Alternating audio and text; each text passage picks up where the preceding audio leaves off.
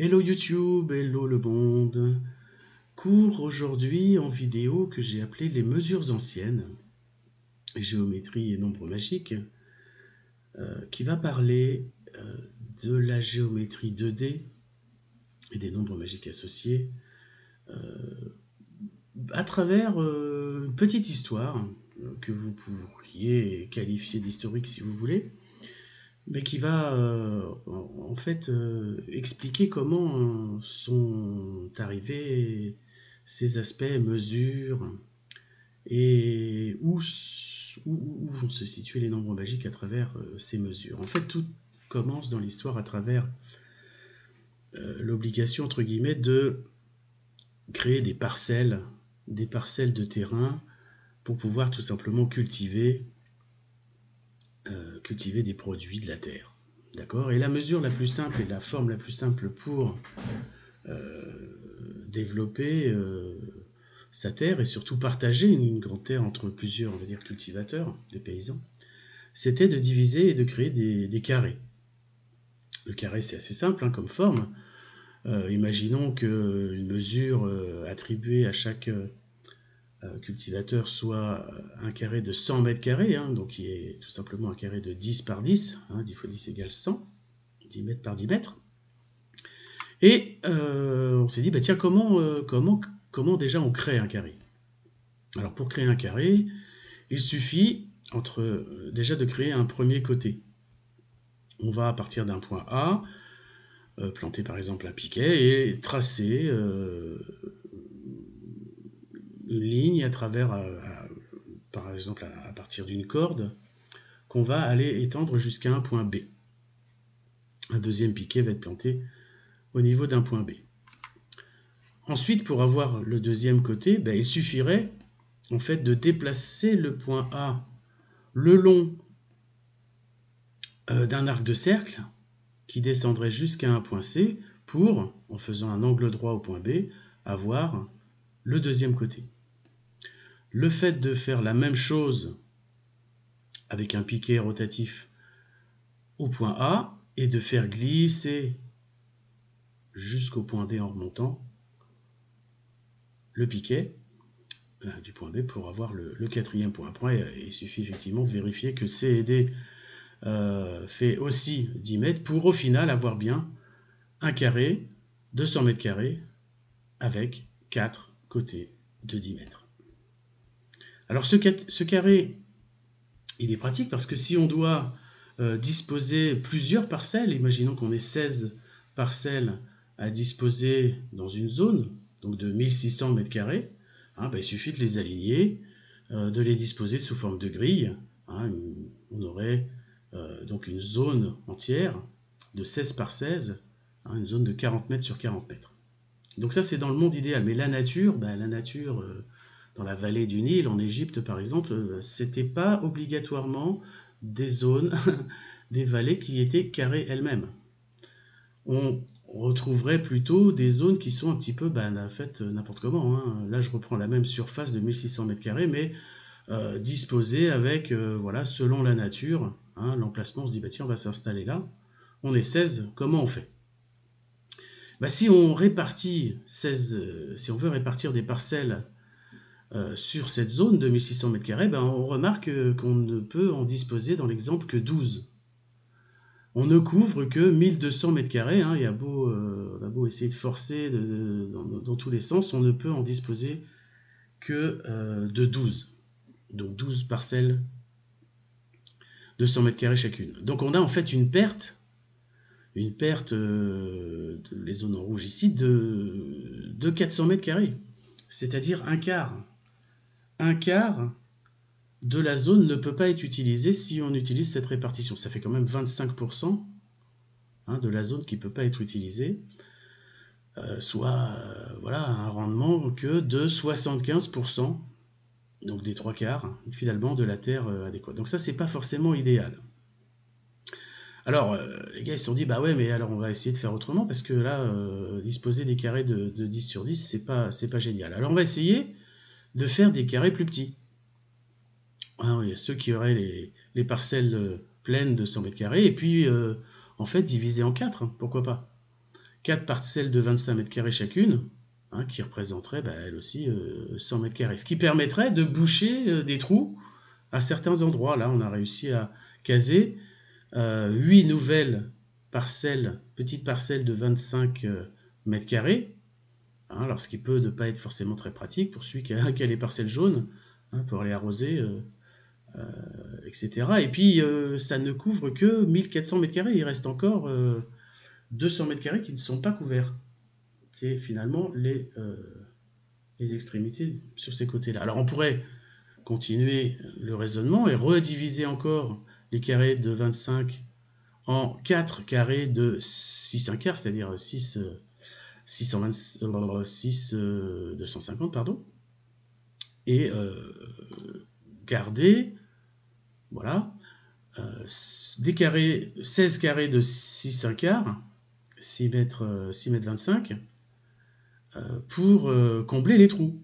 Et là, effectivement, là aussi, on pourrait essayer de combler, etc. Mais vous voyez qu'on en a rajouté ici que 16. Hein, imaginez le gars qui se voit attribuer les parcelles oranges, pour aller arroser ses tomates ou autres, il va être obligé de faire tout le tour. Donc, c'est pas forcément super équitable. Et de toute façon, on va aller à l'infini, hein, jusqu'à peut-être éventuellement mettre des mini-zones d'1 mètre carré et demi. C'est juste impossible. Donc le problème en fait vient de ce choix qui a été fait au début de faire des carrés, parce que c'était ce qui avait de plus simple. Alors ils ont réfléchi, les gars, ils se sont dit, tiens, on va essayer de faire autrement, qu'est-ce qu'il peut y avoir comme solution? Alors pourquoi pas, à la place des carrés, faire des rectangles, parce que les rectangles, on peut les mettre horizontalement, verticalement, et on va se faire des rectangles de 50 au lieu de 100. Alors le mec se dit, ouais, mais moi j'ai 100 mètres carrés, maintenant j'en ai plus que 50, non, t'en auras 2 éventuellement. Donc là, il y aurait déjà eu un changement, on va dire, dans le nombre de parcelles, 2 parcelles de 50 au lieu d'une parcelle de 100. Alors, ça donnerait quelque chose comme ça, par exemple, dans la même surface à couvrir, hein, où on pourrait mettre, ici, vous voyez, la zone 1, la zone 4, qui sont verticales, pour essayer de combler le maximum de trous. Dans l'exemple ici, on en a 28 zones parcelles rectangulaires de 50 mètres carrés, mais il en manque 4, hein, il en faut 32 pour faire 1600 mètres carrés. Là aussi, il manque encore 200 mètres carrés à couvrir. Donc c'est pas génial, ils se sont dit, ouais, faut qu'on trouve encore autre chose. Alors ils ont encore réfléchi, les gars, ils se sont dit, tiens, alors, il y a un mec qui a sorti ça, il dit, tiens, on va mettre des rectangles, mais plus grands, des rectangles de 200. Lui dit, non, mais là, tu sors n'importe quoi, ça sera pire. C'est compliqué de mettre des carrés de 100, alors des rectangles de 200 mètres carrés, ça sera plus simple. Mais non, le gars, il dit, mais non, écoutez-moi, on va pas les couper en deux comme ça, on va les couper en deux comme ça, c'est-à-dire en diagonale. Donc, non seulement on garderait la surface de 100 mètres carrés, hein, puisque c'est découpé 200 divisé par 2, ça fait toujours 100. Ok? Mais aussi, ce sera plus simple à créer. Hein, si je reprends l'exemple du bâton où il fallait en fait tracer 2 fois le bâton et revérifier le C et le D, là, à partir d'un point B, on tracerait une ligne de 10 mètres, et puis avec le double de la corde, avec une corde double on va dire, avec la corde dépliée, on referait un arc de cercle jusqu'au point ici, à ce niveau-là avec un angle droit, et on aurait facilement créé, alors ça c'est une étoile, hein, je mets une étoile jaune à chaque fois que c'est une idée magique qui est survenue, des parcelles finalement qui seraient rectangulaires. Et effectivement le rectangle c'est la plus petite forme 2D géométrique qui permet de s'assembler sur n'importe laquelle des zones. On peut toujours diviser des zones en triangle. Alors dans l'exemple, dans la même zone de 1600 mètres carrés, alors là j'ai fait un petit peu exprès que ça tombe bien, hein, parce que ça m'arrangeait évidemment, vous voyez le principe, hein, qu'on arrive finalement à couvrir toutes les lignes qui ne sont pas des lignes ni verticales ni horizontales, donc toutes les lignes diagonales à travers des carrés. On a bien réussi ici, à partir de la division en triangle, à répartir 1600 mètres carrés en 16 zones de 100 mètres carrés sans qu'il y ait de perte. Alors il se peut qu'il y ait zones un petit peu, enfin des périmètres différents. Donc rien n'empêcherait, suivant le même principe, de rediviser en 4 zones n'importe quel triangle rectangle. Hein. C'est ça, c'est ce qu'on appelle un triangle rectangle. C'est un triangle qui a un angle droit à un côté, le point B ici. Donc en 4, hein, pour avoir une représentation qui pourrait couvrir, ici on a 64 petits triangles rectangles qui couvrent la zone. Ok? Alors, revenons sur le grand triangle rectangle, hein, qui est un double triangle carré, si j'ose dire. Donc un triangle rectangle avec un angle droit et un côté qui fait la moitié, le petit côté qui fait la moitié du grand côté, donc 10 mètres sur 100 mètres avec toujours une surface de 100, donc ça c'est l'avantage. Ce triangle rectangle, hein, on va noter des points A, B et C, donc on a dit que AB faisait 10 mètres, et que BC, la grande longueur, le grand côté je veux dire, faisait 20 mètres. Va se poser ici la question de, tiens, combien va mesurer la distance AC? Pourquoi pas, on peut avoir besoin d'avoir cette information-là. Et en fait, Pythagore nous l'a dit, hein, le AC c'est ce qu'on appelle l'hypoténuse. L'hypoténuse c'est le côté opposé à l'angle droit d'un triangle rectangle. Hein, et la formule de Pythagore dit que le carré de l'hypoténuse vaut la somme des carrés des deux autres côtés. Donc la longueur de l'hypoténuse est égale à la racine, d'accord, des carrés des deux autres côtés. Donc AB au carré, c'est 10 mètres fois 10 mètres, plus BC au carré, donc 20 mètres fois 20 mètres, ça fait 400. Donc racine de 100 plus 400, hein, donc racine de 500. Ça va nous donner cette longueur. Vous pouvez faire une pause pour calculer, prendre votre calculatrice, hein, taper 500, faire le petit bouton racine, et on va bien retrouver 22,36, 0,7, ok, quel, donc 22,36 mètres pour la longueur de l'hypoténuse de ce fameux double triangle carré. Alors super, donc on va l'arrondir à 22,36, hein, là on est au millimètre, hein. Non, au centimètre, pardon, 22,36 mètres. Ah ben j'ai fait une petite faute en fait, non c'est ça, on est dans ces mesures-là. Donc en fait, imaginez qu'on ait besoin aussi de calculer le périmètre de la zone, de la parcelle. Donc le périmètre, par exemple, pour faire une clôture, hein, de combien j'ai besoin de mètres de clôture pour encadrer toute ma parcelle. Ben, c'est tout simplement la longueur AB, la bleue, 10 mètres, plus la longueur BC en vert, 20 mètres qu'on vient de voir, et plus la longueur rouge, AC, qu'on vient de calculer, de 22,36 mètres.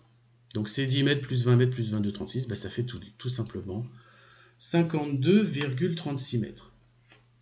Et ce 52,36, vous l'avez peut-être déjà vu quelque part, qu'est-ce que c'est que ce 22,36 à votre avis? Eh bien c'est la longueur en centimètres de la coudée égyptienne. Donc ce que je vous raconte là, c'est pas un hasard, c'est qu'en centimètres, le périmètre du rectangle, du triangle que vous avez vu, c'est exactement 52,36. Donc c'est 30 plus racine de 500, on vient de le voir. Ou si on le veut en mètres, 3 plus racine de 5 sur 10, qui nous donnera 0,5236, d'accord, en mètres. Donc ça c'est déjà, waouh, assez intéressant de découvrir que finalement la coudée égyptienne il vient pas de n'importe où, ça vient d'un calcul qui vient d'une propriété géométrique.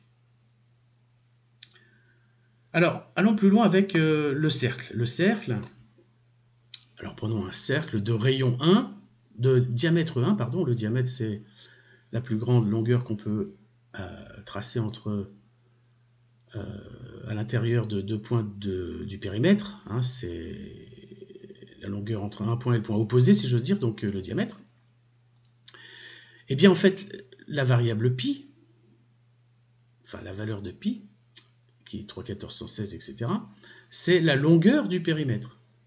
Donc si vous devez tracer et faire une clôture autour d'un champ qui fait 100 mètres, et bien, vous aurez 314 mètres de clôture à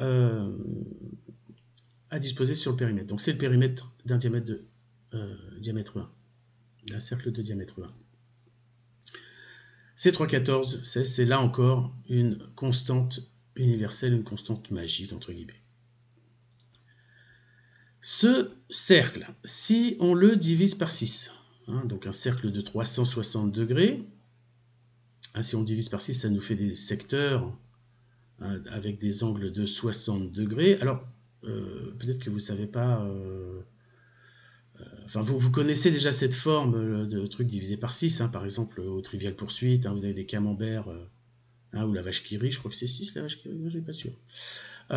Donc divisé par 6, ou une pizza, qui se divise par 6, si vous ne connaissez pas comment faire ce découpage de pizza en 6, en fait c'est quelque chose d'assez simple. Vous prenez un rayon, donc entre un point du bord et le milieu, ici symbolisé avec la flèche bleue et la flèche verte, vous prenez le milieu de ce rayon, le point qui est ici, entre le bleu et le vert, et vous faites une projection orthogonale sur un des côtés, en haut ou en bas, n'importe.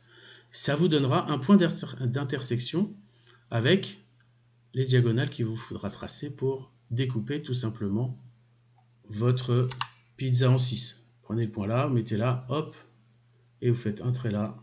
Après, c'est facile de recouper en deux. Alors, revenons à nos boutons. Ce cercle, si on prend 1/6 du périmètre, c'est-à-dire qu'un arc AB, qui est l'arc d'un des secteurs de 60 degrés, eh bien, cette longueur équivaut, elle aussi, à 0,5236. Donc, c'est assez extraordinaire de retrouver que la coudée est aussi présente dans le cercle, et que pi, la longueur pi totale, est égale finalement à 6 fois l'arc AB, et c'est égal à 6 coudées. Pi est égal à 6 coudées, ou une coudée est égale à pi sur 6. Faites stop, prenez votre calculatrice scientifique, vous affichez pi, vous divisez par 6 et vous allez retrouver 0,236. Alors, autre constante magique, le nombre d'or. Le nombre d'or qu'on appelle aussi phi, qui vaut 1,618 et quelques. Qu'est-ce que c'est que ce nombre d'or? Le nombre d'or est on va dire le ratio entre la longueur d'un rectangle de largeur 1. De longueur et la largeur avec une largeur de 1. Donc si un rectangle qu'on appelle un rectangle d'or a une largeur de 1, sa longueur AC, ici la longueur AC est égale à la largeur AD multipliée par 1,618. Je suis d'accord. Et qu'est-ce que ça a comme effet? Et qu'est-ce que c'est qu'un rectangle d'or? En fait, un rectangle d'or est un rectangle, ici A, C, F, D, le grand, qui, si on lui soustrait un carré, A, B, E, D, donnera un autre rectangle, c'est un assemblage d'un carré et d'un rectangle, qui lui-même est aussi un rectangle d'or. B, C, F, E est un rectangle d'or. Qui lui-même, si on lui soustrait un carré B, C, G, H, redonnera un autre petit rectangle ici, H, G, F, E, qui lui aussi est un rectangle d'or. Donc de manière assez fantastique, en fait, ce nombre d'or qu'on appelle phi, qui vaut 1,618, et de manière plus précise vaut 1 plus racine de 5 le tout sur 2, a quelques caractéristiques assez sympathiques mathématiquement. C'est-à-dire que si on le met au carré, donc phi fois phi, ça fait 2,618. Et en fait, ce phi 2, 2,618, c'est 1 plus phi. C'est assez rigolo de voir que 1 plus phi égale phi 2 à ce niveau-là. Donc rappelez-vous juste que phi, c'est 1,618, le nombre d'or, c'est 1,618. Et que si vous multipliez la largeur d'un rectangle par phi, vous allez obtenir ce rectangle d'or qui est ce qu'on appelle les divines proportions, quelque chose d'assez et de très utilisé depuis des milliers d'années dans l'architecture, et qu'on va retrouver aussi dans la nature, dans l'homme, etc. Alors là, une autre représentation de carré de rectangle d'or imbriqué. Vous voyez, j'ai mis des ronds à l'intérieur des carrés des rectangles. Et on voit que le 21 ici, en hauteur, la hauteur du 21, bah, c'est la hauteur du 13 plus la hauteur du 8. D'accord? Le 13 ici, sa largeur, bah, c'est la largeur du 8 plus la largeur du 5. D'accord? Le 8 en hauteur, c'est la hauteur du 3 plus la hauteur du 5. Etc. etc. Donc en fait, ce sont ici des imbrications de rectangles d'or. Et en fait, si on prend du plus petit ici au plus grand, on obtient ce qu'on appelle la spirale d'or. Je ne voulais pas tracer ici, mais c'est ce qu'on appelle la suite de Fibonacci. Le petit 1, 1, 2, 3, 5, 8, 13, 21, etc. 1, 2, 3, 5, 8, 13, 21. Alors on peut aller plus loin, 34, 55, 89, 144, 233, 377. C'est cette fameuse suite assez magique de Fibonacci qui se calcule de manière très simple. C'est qu'une valeur, par exemple 13, est déterminée, la valeur de la sixième case, c'est la valeur de celle d'avant, de la précédente, et de celle encore d'avant. Donc 13 est égal à 8 plus 5, 89 est égal à 55 plus 34, on peut le refaire à partir du 3, 3 égale 1 plus 2 égale 3, plus 2 égale 5, plus 3 égale 8, plus 5 égale 13, plus 8 égale 21, plus 13 égale 34, plus 21 égale 55, plus 34 égale... Voilà, exactement ces données-là. Alors le 34, 55, 89, 143, on va le retrouver après. Et une des particularités assez sympathiques, à partir du moment où on augmente, à partir du 8, 9, 10 à peu près, on va retrouver une particularité, c'est que la valeur d'une des cases de Fibonacci, divisée par la précédente, on va retrouver phi. Vous pouvez faire pause, prenez votre calculatrice, 233 divisé par 144, 1,618. 144 divisé par 89, 1,618. 89 divisé par 55, 1,618. 55 divisé par 34, 1,618. Alors, 8 par 5, on va retrouver 1,6. Après, dans les tout petits chiffres, on n'est pas très bon, mais plus on avance, et plus le ratio entre deux termes de la suite de Fibonacci tend vers la valeur phi. Donc ça, c'est super. Et on va voir à quoi ça sert. Alors, jouons en continuant avec notre calculatrice, avec notre coudée de 0,5236, et par magie, si on la multiplie par 5, on a vu que si on la multiplie par 6, tout à l'heure, ça donnait pi, et bien là, si on la multiplie par 5, ça nous donne 2,618, et le 2,618, on l'a vu tout à l'heure, c'est le carré de phi, c'est phi 2. C'est le nombre d'or au carré, c'est le nombre d'or plus 1. Donc on le voit sur ce schéma ici, 5 arcs de cercle de diamètre 1, donc l'arc, le grand arc ici AB, vaut 5 coudées, vaut 2,618, vaut phi 2. Donc ça c'est assez génial. En résumé, que 5 coudées ça donne pi, que 6 coudées ça donne phi 2, et donc que 5 sixièmes de pi donne phi 2. Alors à peu près. Le 5 coudées égale pi n'est pas forcément tout à fait exact. À quelques... On est à 2 millièmes de pourcent près. Voilà, globalement. Alors je vais finir cette petite démonstration par quelque chose qui me plaît énormément. Évidemment, vous le savez, on a ici une pyramide, c'est pas n'importe laquelle, c'est la pyramide de Khéops aux proportions, avec une base A, B, C, D au sol, et puis une hauteur. Alors j'ai pas mis de point au sol ici, ça aurait pu être le point O, le point E, O ou E, qui est la hauteur. Ok, et puis voilà des lignes, sachez que j'ai mis le point F ici à la moitié de AB, tout simplement pour vous indiquer que A, F et B ne sont pas alignés, il y a un petit creux, ce qui donne des particularités. En fait, la pyramide, elle a 8 faces, elle n'en a pas 4. Mais c'est un autre sujet. Alors, en particularité de cette pyramide, on va retrouver, si je mets en rouge ici, un côté, le côté qui fait 440 coudées. Là, j'ai mis les chiffres des mesures exactes de la pyramide en coudées, à une coudée près. Donc BC, le côté, 440 coudées. EO, la hauteur, 280 coudées. Bien, si on prend le double côté, donc en fait c'est le demi-périmètre, c'est ABCD divisé par 2, ou AB plus BC, hein, c'est en fait la plus longue longueur visible. C'est vrai, quand on regarde la pyramide, qu'on voit ABC, on ne voit pas CD, A, et c'est derrière. Donc AB plus BC, donc 2 fois 440, divisé par la hauteur, et bien ça donne pi. Faites une pause. Prenez votre calculatrice, divisez 880 divisé 880 par 280, vous allez trouver 314. Et quelques, j'ai arrondi. Autre particularité, le 440 x 2, donc le demi-périmètre, si vous lui soustrayez sa hauteur et que vous multipliez par la coudée, vous allez trouver 100 fois pi. Alors, c'est pas forcément un hasard, hein, tout ça, c'est des éléments que dont vous pouvez avoir le détail sur la révélation des pyramides, donc le film sur YouTube. C'est assez sympa. Pour continuer là-dessus, oui, j'avais oublié cette partie-là, c'est assez important en fait. La coudée, alors la coudée de 52-34 cm, c'est une des mesures anciennes du Moyen-Âge, de l'Égypte, etc. Alors, il y a eu plusieurs coudées, plusieurs valeurs de la coudée.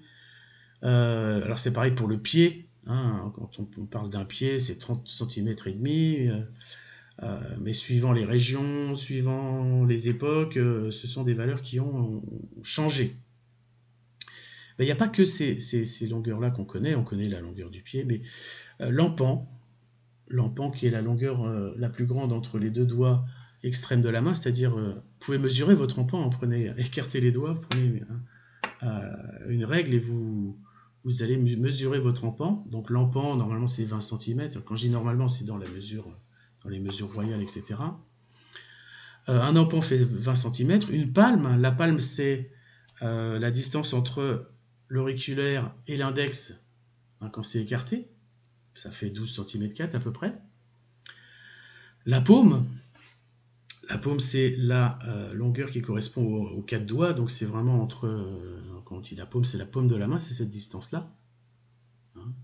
Et puis on a aussi le pouce, etc., le doigt, le grain. En fait, si on regarde et qu'on mesure, vous pouvez le faire, hein, mesurez-vous la main et faites des divisions à partir de la coudée. En fait, un pied, enfin vous pouvez mesurer votre pied aussi, c'est une coudée divisée par phi.